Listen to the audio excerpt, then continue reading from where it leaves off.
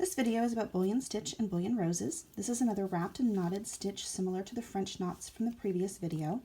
Depending on the length of thread that you allow and how many wraps you put on this stitch, you can get little tiny flat stitches, some with a little bit of height, some with a lot of height. You could do a loop like your lazy daisy and tack it down. You can do loops and leave them loose so that they're more like a three-dimensional flower. This is just a series of bullion stitches in a herringbone pattern, and it gives a lot of texture to the design. And then here are a number of bullion stitches arranged in a rows. I'm going to demonstrate how to do a bullion stitch. This one's easier to do without the hoop so that you can bend the fabric out of the way as you wrap the threads. So you're going to come up from the bottom of your thread. You're going to take a stitch back towards that original point, about the length that you want your stitch to be and in the direction you want it to be. Move my thread. Helps to fold the fabric out of the way, and then you wrap the needle. For a stitch this length, it's a little less than a 1/4 inch. I'm going to do about 8 stitches, or 8 wraps. And as you go, just hold them firmly with your thumb. When you have all the wraps on your needle, you're going to pull it through gently, just like you did with a French knot. And this is another place where you want one of those milliner's needles with the narrow eye to it so that it's easier to pull through. And as you pull, it's going to lay down along that little thread that you left. And you'll go back down and anchor it. There's just a little bit of height on that because we had just a few more wraps than the actual length of thread. So to start a rose, you're going to start thinking about how you would arrange those petals into the shape of a rose. So you might do 2 together as a little tulip shape for the center. As you work outwards, you might work out in a triangle shape. So I'm going to do another stitch right here.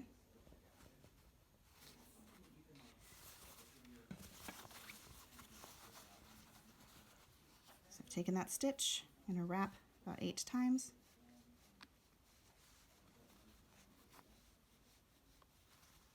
And then pull the thread through. And try and hold those stitches neatly as you get them to slide along that stitch that's left.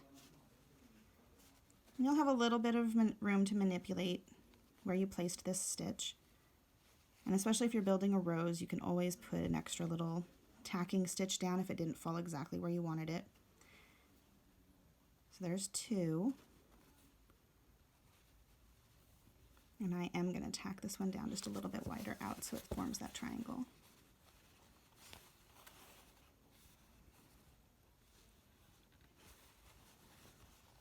Okay. And then one more. Come out with my thread, figure out the angle and the placement of that stitch,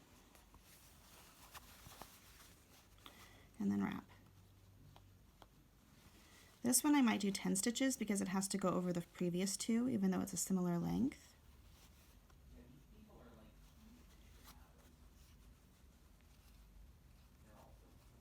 There you go. So I think I've got it in that loop. I don't want that. There we go.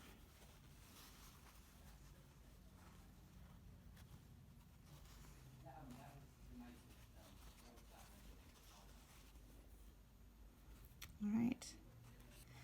That did not form quite the same triangle that I wanted, but you can see the stitches laying next to each other there.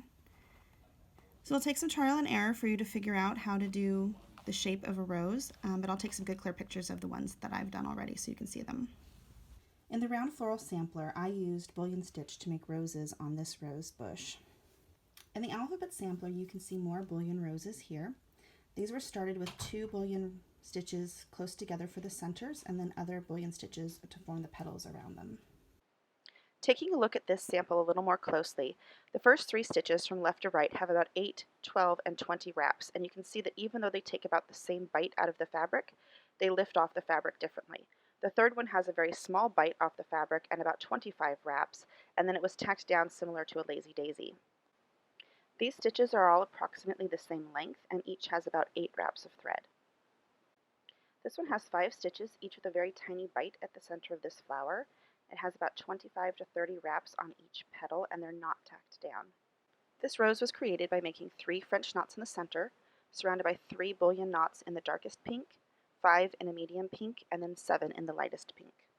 The center rose in this example was started with 2 bullion knots close together in yellow, surrounded by 3 bullion knots in darker pink, and then 5 in a lighter pink.